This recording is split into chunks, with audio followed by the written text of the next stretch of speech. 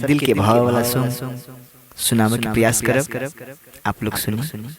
हाँ सब कहेला कि बहुते सुघर बड़ तू, टोना लागे न काची उमरिया में, टोना लागे न काची उमरिया में।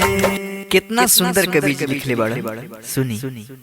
हाँ रूप के रानी छत से ना झाकल करा, नैना पौलू सरा बिना ताकल करा, हो नैना पौलू सरा बिना ताकल करा।